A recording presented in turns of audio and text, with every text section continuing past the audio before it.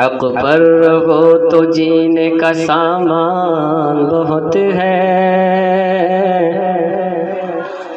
جو دین سے ہے دور پریشان بہت ہے، جو دین سے ہے دور پریشان بہت ہے۔ وعلمہ او کما قال علیہ الصلوۃ والسلام۔ میرے بھائیوں، بزرگوں اور دوستوں، عزیز طلباء اور اپنے گھروں میں بیٹھنے والی میری مائیں اور بہنیں، آج ہم سب پر اللہ تبارک و تعالیٰ کا بہت بڑا کرم اور احسان ہوا کہ اس پاک رب العالمین نے ہم سب کو اس مجلس کے لیے قبول کیا ہے۔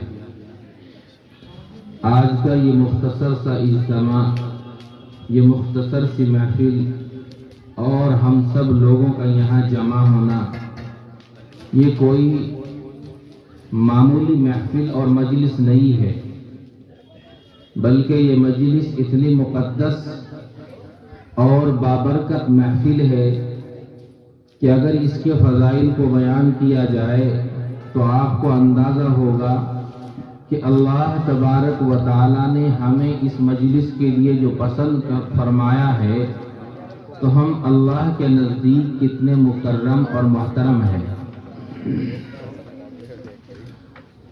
جیسا کہ ہم سب کو معلوم ہے کہ ہمارا یہاں جمع ہونا کسی دنیاوی کام کے لیے نہیں ہے، ہم اور آپ سب کا مقصد صرف اور صرف دینی مقصد ہے کہ ایک دینی مقصد کے لیے، ایک حافظ قرآن کے لیے آج ہم سب یہاں جمع ہوئے ہیں۔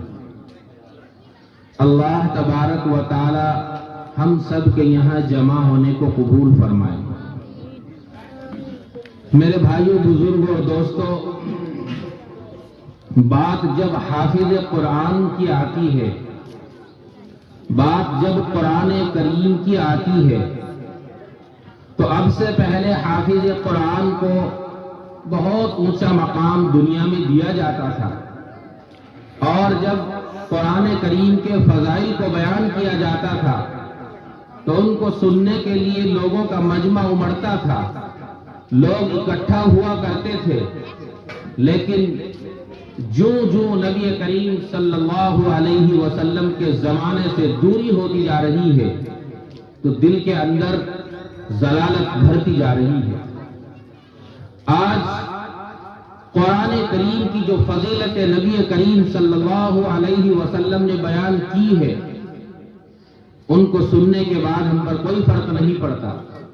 یہ اللہ تبارک و تعالیٰ کا کلام ہے، اور کتنا مقدس کلام ہے کہ اس کلام سے پہلے اللہ تبارک و تعالیٰ نے ایسا کوئی کلام نازل نہیں کیا، اور قیامت تک بھی ایسا کلام اللہ تبارک و تعالیٰ نازل نہیں کریں گے۔ اگر اس کی فضیلت میں اور کچھ نہ بھی کہا جائے، صرف ہم اسی بات پر غور کر لیں کہ اس کلام سے پہلے بھی ایسا کلام نہیں آیا، اور اس کلام کے بعد بھی دنیا کے اندر ایسا کلام نہیں آئے گا، تو یہی اس کی فضیلت کے لیے کافی ہے۔ اب اللہ نے جو فضیلت اس قرآن کی اسی قرآن میں بیان کی ہے، کوئی مانے یا نہ مانے، کوئی سنے یا نہ سنے، لیکن وہ فضیلت ختم نہیں ہو سکتی۔ تو قرآن کریم کی کیا فضیلت ہے؟ یہ قرآن اس پاک رب العالمین کا نازل کردہ کلام ہے کہ جس نے اس پورے کائنات کو بنایا ہے، جس نے مجھے اور آپ کو بنایا ہے، جس نے میرے اور آپ کے جسم کو اتنا خوبصورت بنایا ہے، 360 جوڑوں سے تیار کیا ہے، اپنے ہاتھ پاؤں سے وہ سب کچھ ہم کرتے ہیں جو چاہتے ہیں۔ نہ جانے دنیا کے اندر کتنے معذور لوگ ہیں، لیکن اللہ نے ہمیں صحیح سلامت اور تندرست بنایا ہے۔ تو کس نے ہم کو پیدا کیا؟ اس پاک رب العالمین نے پیدا کیا کہ جس کا اس دنیا کے اندر ذرہ ذرہ محتاج ہے۔ اللہ تبارک و تعالیٰ ہی خالق و مالک ہیں، وہی خالق و خلاق ہیں، رازق و رزاق ہیں۔ قدرت والی ذات اگر کوئی ہے تو وہ اللہ ہی کی ذات ہے۔ تو جو چیز اللہ تبارک و تعالیٰ خود نازل کرے اور اس ذات پر نازل کرے کہ جو سید الانبیاء ہے، محبوب کبریا ہے، شہنشاہ بطحا ہے، تاجدار مدینہ ہے، احمد مجتبیٰ ہے، محمد مصطفیٰ صلی اللہ علیہ وسلم ہے، تو وہ ذات کہ اللہ کے بعد اگر کسی کا مقام اور مرتبہ ہے تو وہ ہم سب کے آقا، وہ مولا جناب محمد رسول اللہ صلی اللہ تعالی علیہ وسلم ہے۔ سب سے پہلے تو اللہ کی ذات سے بڑھ کر کوئی نہیں ہے۔ دنیا کے اندر چاہے کوئی آدمی کتنا ہی بڑا زمین و جائیداد والا کیوں نہ بن جائے، کتنا ہی بڑا مالدار کیوں نہ بن جائے، کتنا ہی بڑا عہدے والا کیوں نہ بن جائے، کتنی طاقت اور قوت اس کے پاس کیوں نہ ہو، کتنی شہرت اس کے پاس کیوں نہ ہو، لیکن کوئی بھی اللہ کی ذات سے نہیں بڑھ سکتا۔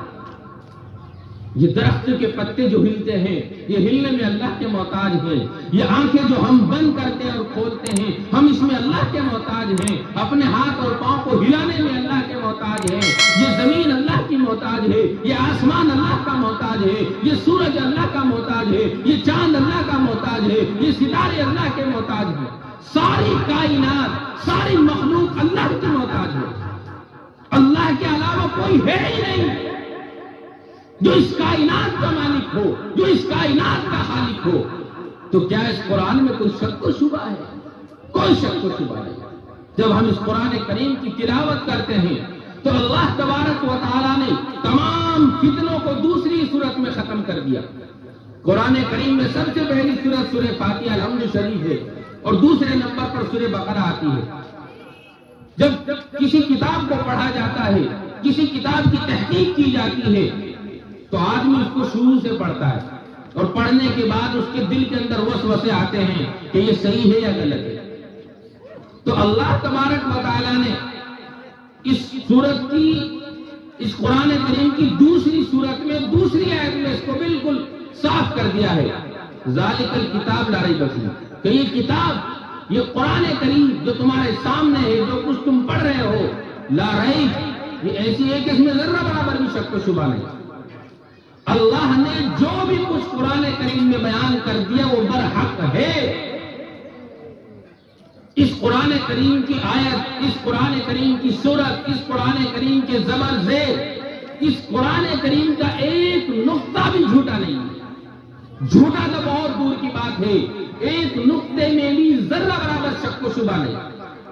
تو یہ کتنا عظیم الشان کلام ہے، اور پھر اللہ تبارک و تعالیٰ نے نازل کیا ہے۔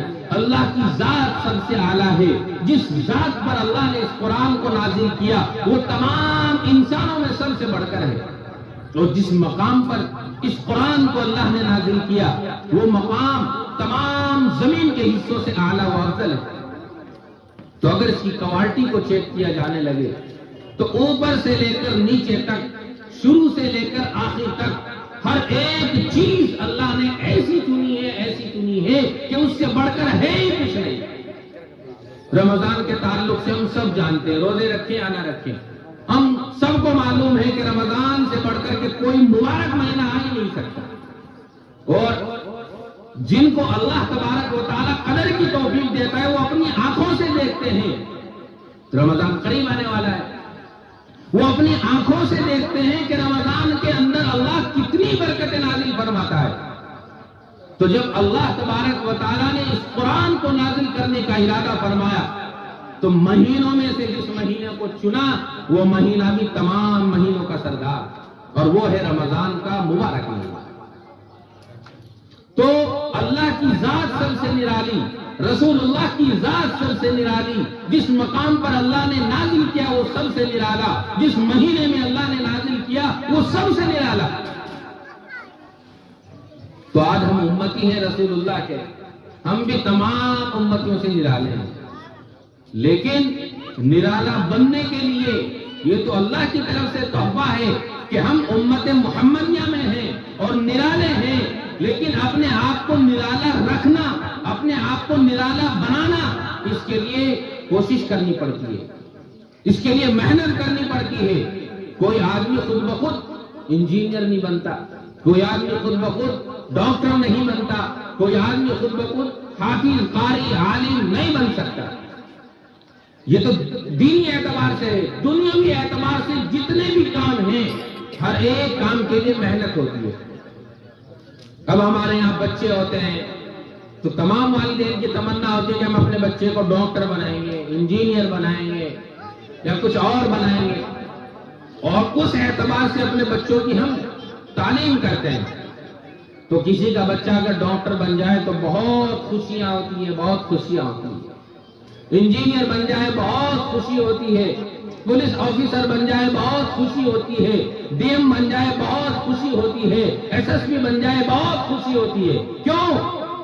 اس لیے کہ اس کا فائدہ نظروں کے سامنے ہے، دیکھ رہا ہے کہ ڈی ایم اگر بن گیا تو پورا ضلع اس کے ہاتھ میں ہے۔ دنیاوی اعتبار سے جو بھی کچھ ہوتا ہے، انسان جس عہدے پر بھی پہنچتا ہے تو وہ صرف اور صرف اس لیے خوش ہوتا ہے کہ دنیا کے اندر اس کے بڑے فائدے ہیں۔ ایک ڈاکٹر بن جائے، اگر کہیں نوکری کرے گا تو بھی 20-25 ہزار مل جائیں گے۔ ہر آدمی اپنے نفع کے اعتبار سے اپنے بچوں کو وہی عہدہ دلوانے کی کوشش کرتا ہے جس میں اس بچے کا فائدہ ہو۔ لیکن آج اگر ہمارے بچے حافظ بن جائیں، ہمارے بچے قاری اور عالم بن جائیں تو نہ جانے کیوں لوگوں کو اتنی خوشی نہیں ہوتی جتنی ہونی چاہیے۔ تو اس میں بھی کوئی اس کی بات نہیں، اگر خوشی نہیں ہوتی تو نہ ہو، لیکن اللہ تبارک و تعالیٰ کے نزدیک اس حافظ کا جو مقام ہے وہ اس کا وہی مقام ہے، اور وہ مقام کسی کے خوش ہونے یا نہ خوش ہونے سے کم نہیں ہوگا۔ تو آج یہ بچہ حافظ قرآن بنا ہے تو ہمارے لیے، آپ کے لیے، اس کے والدین کے لیے، اس گاؤں کے لیے، اس بستی کے لیے، اس محلے کے لیے بہت بڑی خوشی کی بات ہے، بہت بڑی خوشی کی بات ہے۔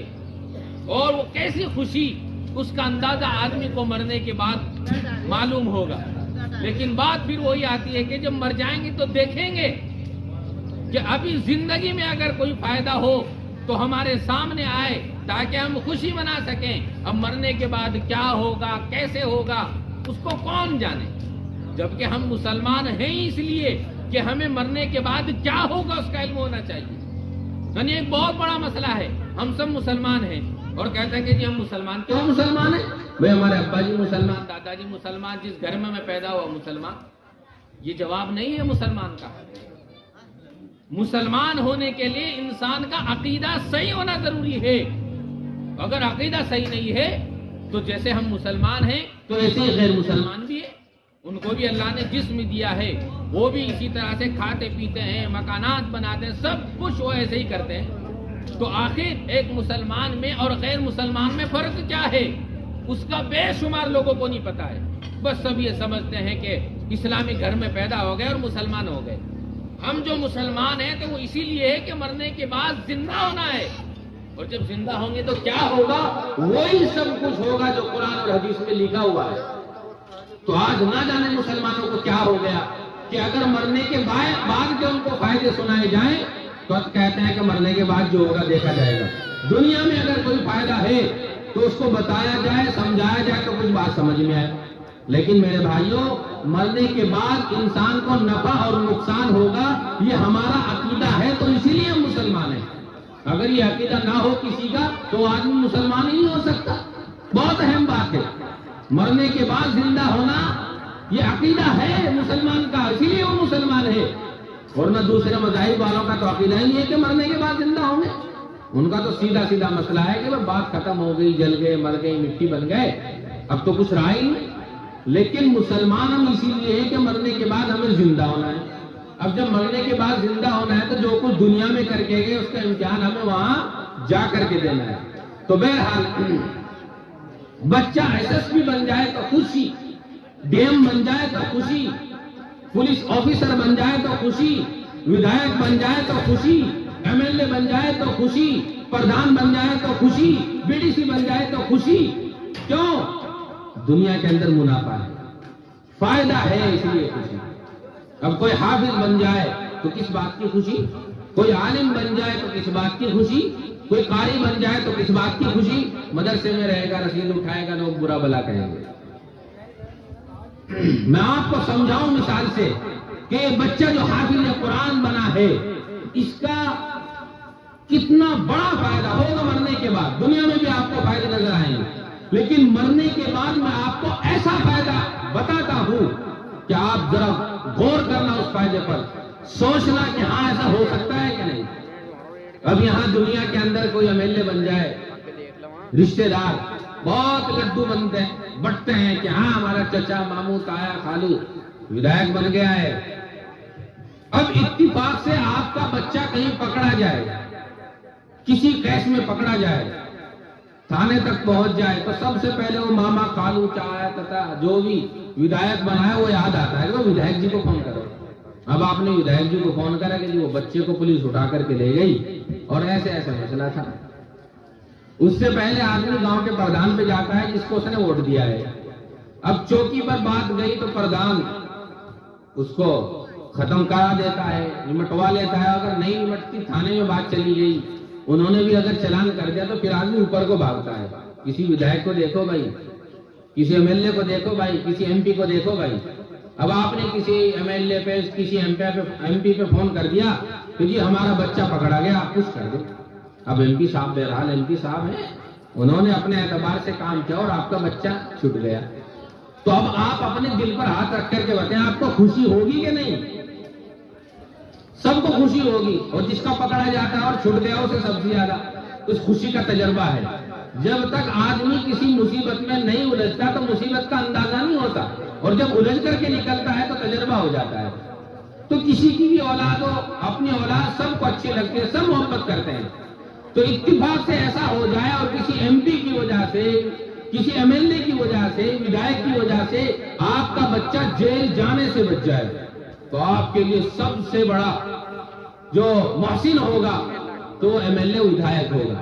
آپ بہت بہت اس کا شکر ادا کریں گے کہ جی آپ کا بہت بہت شکریہ ہے، آپ نے ہمارے بچے کو بچا لیا ہے، کیونکہ حالات ایسے تھے کوئی اور بچا نہیں سکتا تھا۔ اب بالکل سیم اسی طرح سے آ جائیں، آپ اس دنیا سے چلے گئے، جانا ہے، چاہے جائیں 180 سال کے بعد جانا ہے، موت برحق ہے۔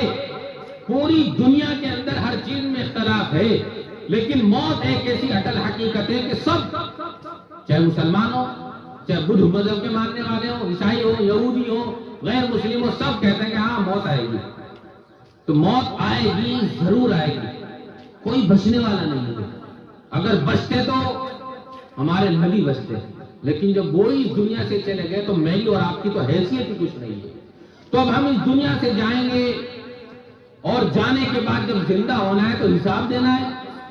اب اللہ تبارک و تعالی ہمارے اعمال کے مطابق فیصلہ فرمائیں گے کہ یہ آدمی جنتی ہے یا جہنمی ہے۔ مرنے کے بعد تیسرا کوئی ٹھکانہ نہیں ہے، آدمی جنت میں جائے گا یا جہنم میں جائے گا۔ تیسرا اللہ تبارک و تعالیٰ نے کوئی مقام اور جگہ نہیں بنائے کہ جہاں آپ رک سکیں۔ تو ہر آدمی اس دنیا سے جانے کے بعد اس کے لیے جنت کا یا جہنم کا فیصلہ کیا جائے گا۔ اب جہنمی لوگوں کے لیے فیصلہ ہو گیا کہ جہنم میں جائیں گے۔ اب اس آدمی کو پروانہ مل گیا کہ ہاں یہ آدمی جہنمی ہے، جہنم میں جائے گا، اللہ نے فیصلہ فرما دیا ہے۔ اب کوئی ہے اسے بچانے والا؟ کوئی نہیں ہے۔ یہاں تو دو چار پر غور کر دیا جاتا ہے۔ اللہ نے خود قرآن میں بیان کیا، رسول اللہ صلی اللہ علیہ وسلم نے احادیث میں بیان کیا کہ قیامت کے دن صرف اور صرف اگر بادشاہت کسی کی ہوگی، یعنی اللہ خود کہتے ہیں کہ انا ملکن، کہ میں ہی بادشاہ ہوں اور میں ہی بادشاہوں کا مالک ہوں، کہ آج میرے علاوہ کوئی بادشاہ نہیں ہے۔ اللہ اعلان کریں گے کہ کہاں ہے دنیا کے بادشاہ، آج وہ کھڑے ہو کر کے دکھائیں کہ ان کی بادشاہت کہاں ہے، لیکن کسی کے اٹھنے کی ہمت نہیں ہوگی۔ پھر اللہ اعلان کریں گے انا مالکن، میں ہی بادشاہ ہوں، میری ہی بادشاہت ہے۔ تو اس وقت آپ سوچ کر کے دیکھیں کہ اس پاک رب العالمین کے فیصلے کو کوئی جھٹلا سکتا ہے؟ کوئی نہیں جھٹلا سکتا۔ بڑا عجیب منظر ہوگا، سننے میں اگرچہ محسوس نہ دے، لیکن گھر میں اگر آگ لگ جائے تو ہلکا سا محسوس ہو جاتا ہے کہ ہاں حشر کا میدان کیسا ہوگا۔ پھر بچوں کو نہیں کوئی دیکھتا، اپنی جان بچانے کے چکر میں سب باہر جاتے ہیں۔ بہرحال اب اللہ نے فیصلہ فرما دیا کہ یہ آدمی جہنم میں جائے گا۔ اب اس آدمی کو پورا یقین ہو گیا جب اللہ نے فیصلہ فرما دیا، اب تو اٹل ہے، اب جہنم میں جانے کی تیاری ہے۔ اب اللہ تبارک و تعالیٰ اس حافظ قرآن سے کہے گا کہ حافظ قرآن میں تجھے حق دیتا ہوں سفارش کا کہ جو تیرے گھر والے ہیں، جو تیرے قریبی ہیں، رشتہ دار ہیں، تجھ سے محبت رکھنے والے ہیں، تجھ سے تعلق رکھنے والے ہیں، اگر ان میں سے کوئی بھی جہنمی ہو کہ جس کے لیے فیصلہ کر دیا گیا ہو تو جا، میں تجھے حق دیتا ہوں کہ 10 ان جہنمی لوگوں کو جہنم سے نکالنا، میں تیری سفارش قبول کروں گا۔ اب یہ اندازہ تو اسی وقت ہوگا۔ اب یہ حافظ قرآن کہ جس کے حافظ بننے سے کوئی خوشی نہیں ہوتی، جس کے حافظ بننے سے بہت سے لوگوں کو پریشانی اور دقت مشکلات کھڑی ہو جاتی ہیں، یہ حافظ قرآن اٹھے گا اور ان جہنمی لوگوں کو دیکھے گا کہ ان میں کون میرے گھر والا ہے، کون مجھ سے تعلق رکھنے والا ہے، کون میرا رشتہ دار ہے، کون مجھ سے محبت کرنے والا ہے، اور 10 لوگوں کا ہاتھ پکڑے گا، اللہ کے سامنے حاضر ہوگا اور اللہ سے کہے گا کہ یا اللہ یہ وہ 10 لوگ جہنمی ہے جن کے لیے آپ نے فیصلہ فرما دیا، میں سفارش کرتا ہوں ان لوگوں کے حق میں، مولا کریم میری سفارش قبول فرما۔ اب اللہ نے چونکہ ایک حافظ کو سفارش کا حق دیا ہے، تب اللہ تبارک و تعالیٰ قبول فرمائیں گے۔ اب سوچ کر کے دیکھیں تھوڑی سی دیر آپ کہ جو جہنم میں چلا ہی گیا تھا، اب اس کو بچانے والا کون؟ یہی حافظ قرآن، جس کی محبت میں، جس کے تعلق کی وجہ سے آج ہم اور آپ یہاں جمع ہوئے۔ اگر ہم میں سے کوئی اپنے بچوں کا حافظ نہیں بنانا چاہتا یا نہیں بنا سکا تو نہ بنائے، لیکن حافظوں سے محبت ضرور رکھو، حافظوں سے تعلق ضرور رکھو۔ یہ اسی وقت کام آئیں گے جب کوئی کام نہیں آئے گا، جب کوئی کام نہیں آئے گا اس وقت یہ حافظ قرآن کام آئیں گے۔ اور حقیقت میں جس آدمی کی جس وقت ضرورت ہو اس وقت وہ کام آ جائے تو بہت اس کا شکریہ کیا جاتا ہے، بہت احسان مند اس کو مانا جاتا ہے۔ تو اس لیے میرے بھائیوں، بزرگوں اور دوستوں، یہ بچہ آج حافظ قرآن ہوا ہے تو نہ جانے اللہ تبارک و تعالی ہم میں سے کس کی سفارش، اس کی سفارش ہمارے حق میں قبول کر لے۔ تو یہ بچہ حافظ ہوا ہے، آج آپ خوشیاں منا رہے ہیں، تو اللہ تبارک و تعالی اس خوشی کی برکت سے ہو سکتا ہے کہ اللہ ہمیں بھی جہنم سے نجات دے دے۔ تو کوئی حافظ بنے، عالم بنے تو ہمیں کم از کم اس کی محبت میں ضرور شامل ہونا چاہیے۔ ہم اور آپ سب اس بچے کے حافظ قرآن ہونے کی وجہ سے یہاں جمع ہوئے۔ اب یہ بچہ حافظ قرآن ہو گیا، اب اسی گاؤں میں یا انہی کے گھر میں یا اسی محلے میں بہت سارے بچے ہیں۔ اللہ تبارک و تعالیٰ جو قرآن میں کہے تو وہ برحق ہے، وہ میں نے ابھی آپ کو بتلایا۔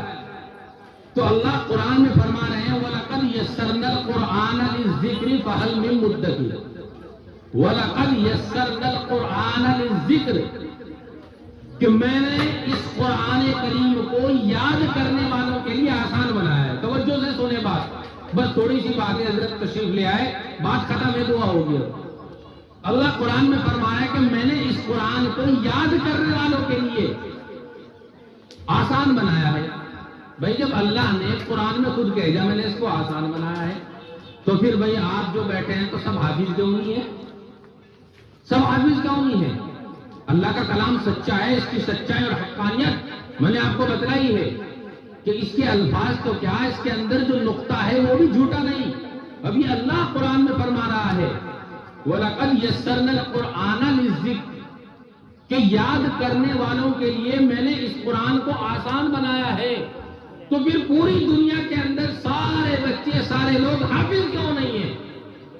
جب اللہ نے اس قرآن کو آسان بنایا تو سب حافظ ہونے چاہیے تھے، لیکن ایسا نہیں ہے۔ تو آپ سمجھیں کہ یہ جو بچہ حافظ قرآن ہوا ہے، اللہ نے اس قرآن کے لیے اس بچے کو چنا ہے،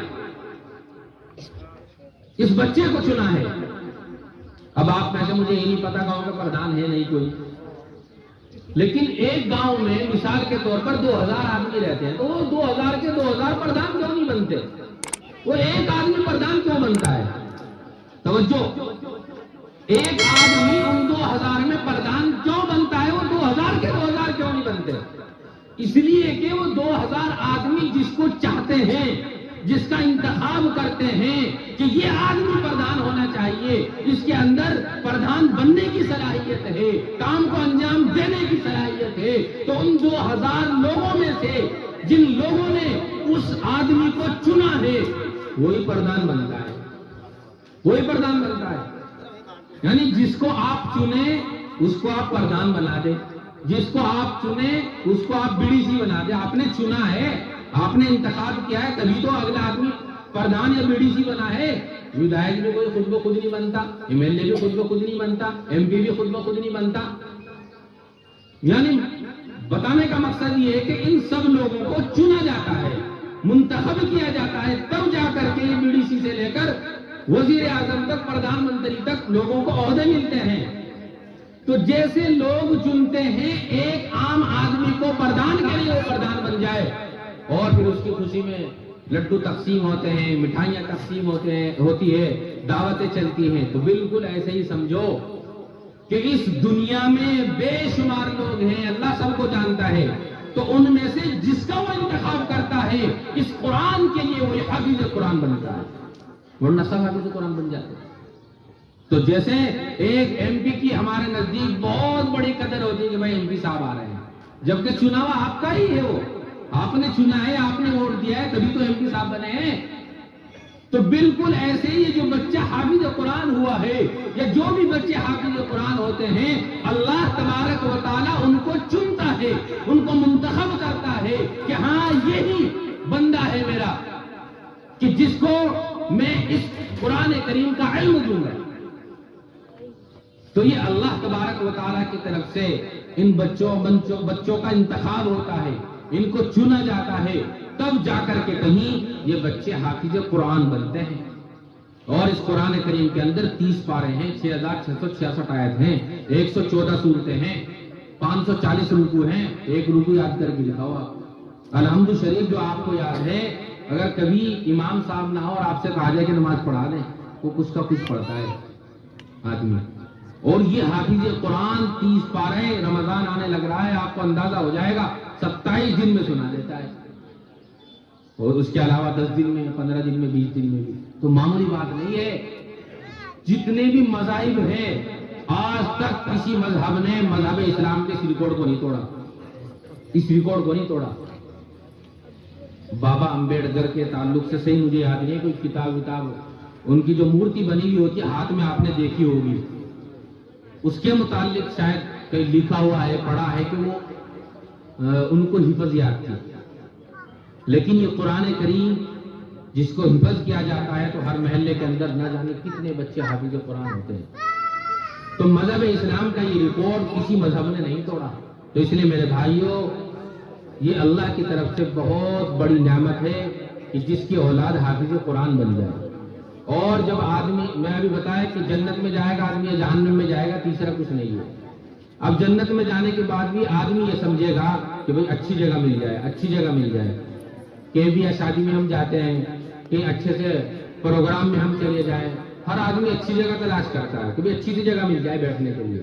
تو ایسے جنت میں جانے کے بعد بھی آدمی یہی سوچے گا کہ بھئی اور اچھا مل جائے، اور اچھا مل جائے۔ لیکن اس حافظ قرآن کو یہ کہا جائے گا کہ قرآن پڑھتا جا اور جنت کے درجوں پر چڑھتا جا، اور جہاں بھی تیرا قرآن پورا ہوگا بس وہی تیرا آخری مقام ہوگا۔ اب اس سے بڑھ کر کے اور کیا فضیلت ہو سکتی ہے؟ اس سے بڑھ کر کوئی فضیلت نہیں ہو سکتی۔ ہم اور آپ وہاں جا کر کے تلاش کریں کہ اچھی سی جگہ مل جائے، اچھی سی جگہ مل جائے، اور اللہ تبارک و تعالی حافظ قرآن سے کہیں اقرا ورتقی ورتل کما کنت ترتل فی الدنیا فإن منزل عند آخر آیت تقرؤها، کہ تو قرآن پڑھتا جا جیسا تو دنیا میں پڑھتا تھا، اور جنت کے درجوں پر چڑھتا جا، بس تیرا مقام وہی ہوگا جہاں تیرا قرآن کریم ختم ہو جائے۔ اس سے بڑھ کر کچھ اور ہو سکتا ہے اس حافظ قرآن کے لیے؟ ابھی آپ نے ہمارے اناؤنسر صاحب سے سنا ہے کہ یہ اس بچے کی فضیلت، اس کے والدین کے لیے کیا فضیلت، جنہوں نے اتنی بڑی قربانیاں دی ہے۔ حدیث میں آتا ہے کہ قیامت کے روز اتنے چمکدار روشن تاج ان کو پہنائے جائیں گے کہ جو سورج کی روشنی بھی آپ دیکھ رہے ہیں کہ یہ بھی ماند پڑ جائے گی، ہلکی اور پھیکی پڑ جائے گی۔ اب چونکہ وہاں تو اولین سے آخرین سارے لوگوں کا اجتماع ہوگا، تو اس امت سے پہلے جو اور بھی امتیں آئی ہیں تو وہ یہ کہیں گے ان لوگوں کو دیکھ کر، حافظ قرآن کے والدین کو دیکھ کر، کہ یہ کون سی امت کے نبی ہے؟ تو ان کو بتایا جائے گا کہ یہ کسی امت کے نبی نہیں، یہ امت محمدیہ کے اندر جو بچے حافظ قرآن ہوئے تھے ان کے والدین ہیں۔ تو اس لیے میرے بھائیوں، بزرگوں اور دوستوں، آپ کوشش کریں کہ اپنی اولاد کو حافظ قرآن ضرور بنائیں، اور اگر اب آپ کے کوئی اولاد ایسی نہیں رہی ہے تو ان حافظ قرآن سے آپ تعلق ضرور رکھیں۔ اگر آپ ان سے محبت کریں گے تو مرنے کے بعد یہی آپ کو قرآن کریم کی چند آیت پڑھ کر ثواب پہنچا سکتے ہیں، ورنہ ہر آدمی بیزی ہوتا ہے۔ اب آپ یہاں بیٹھے ہیں، آپ اپنی زندگی کے تعلق سے بہت اچھی طرح سے جانتے ہیں کہ جن میں سے ان کے والدین اس دنیا سے چلے گئے تو وہ کتنا ثواب ان کو پہنچاتے ہیں، لیکن جو حافظ قرآن ہے اسے نماز بھی پڑھنی ہے، اسے قرآن کی توفیق بھی ہو جاتی ہے، تو وہ ضرور بھی ضرور ان کے لیے دعا کرتا ہے اور قرآن پڑھ کر ان کو ایصال ثواب کرتا ہے۔ ورنہ ہم سب خود یہ تجزیہ کر کے دیکھیں، محاسبہ کر کے دیکھیں کہ ہم اپنے والدین کو کتنا ثواب پہنچاتے ہیں۔ تو میرے بھائیوں، آپ علماء سے محبت کریں، آپ حفاظ سے محبت کریں، آپ قرآن سے محبت کریں۔ جب آپ محبت کرنے والے ہوں گے تو مرنے کے بعد جب کوئی آپ کے کام نہیں آئے گا تو پھر یہی حافظ قرآن کام آئیں گے۔ اور بہت ساری باتیں ایسی ہیں دنیا میں کہ خود عقل بھی بتاتی ہے۔ کوئی مر جائے، کسی کا انتقال ہو جائے، کیا کبھی آپ نے دیکھا ہے کہ سہارنپور سے وہ MBBS ڈاکٹر اور ان کی ٹیم کو بلا کر کے لائے ہوں کہ چلو جی ہمارے دادا کا انتقال ہو گیا، وہاں چلو؟ لاتا ہے کوئی؟ مرنے سے پہلے سب لاتے ہیں ڈاکٹر کو بلا کر، مرنے کے بعد کوئی نہیں لاتا۔ پھر کس کو لایا جاتا ہے؟ انہی بچوں کو لایا جاتا ہے کہ جن کی آج ہماری نظر میں کوئی قدر نہیں ہے۔ میرے بھائی، ان کی قدر کر لو، اگر ان کی قدر نہ ہوئی تو کل یہ بھی ختم ہو جائیں گے، اور جب یہ ختم ہو جائیں گے تو بے شمار لوگ ایسے ہیں کہ جن کو کوئی ثواب نہیں پہنچاتا۔ اگر کوئی ثواب ان کو پہنچانے والا ہے تو صرف اور صرف مدارس میں یہ طلباء ان کو ثواب پہنچاتے ہیں۔ اب جو آدمی مالدار سا ہوا، اس نے دعوت کر دی، اس نے کسی حافظ سے کہہ دیا کہ ہمارے ابا جی کا انتقال ہوا، آپ قرآن پڑھا دو۔ اب سب تو امیر نہیں ہے بھائی، تمام مدارس میں یہ نظام ہے کہ وہاں جو قرآن پڑھایا جاتا ہے، کئی ہفتے میں، کئی 15 دن میں، کئی مہینے میں، کہ وہ جو قرآن پڑھا جاتا ہے تو اس تمام قرآن کو حضرت آدم سے لے کر اب تک جتنے بھی لوگ اس دنیا سے چلے جاتے ہیں ان سب کو ثواب پہنچایا جاتا ہے، ان سب کو ثواب پہنچایا جاتا ہے۔ اب کہاں کہاں دنیا بسی ہوئی ہے، نہ جانے کہاں کہاں بسی ہوئی ہے، اور کتنے ہی لوگ ان میں ایسے ہیں کہ وہ صرف ان کو وہی ثواب پہنچتا ہے، ورنہ ان کی پیڑھی میں، ان کی اولاد میں کوئی ہے ہی نہیں۔ جو آدمی خود نماز نہ پڑھتا ہو، روزہ نہ رکھتا ہو، وہ اپنے بڑوں کو ثواب کیسے پہنچا سکتا ہے؟ نہیں پہنچا سکتا۔ تو نہ جانے کتنے مردے ایسے ہیں، ان کو صرف ایصال ثواب اگر پہنچتا ہے تو انہی مدارس کے طلباء سے پہنچتا ہے۔ تو آپ ان سے محبت کریں، اللہ تبارک و تعالیٰ کہنے سے زیادہ عمل کی توفیق عطا فرمائے۔ وآخر دعوانا الحمدللہ رب العالمین۔ ہمارا YouTube چینل اشرف القرآن سبسکرائب کریں اور بیل آئیکن پر جا کر آل پر کلک کریں تاکہ ہماری تمام آنے والی ویڈیو آپ تک پہنچ سکیں۔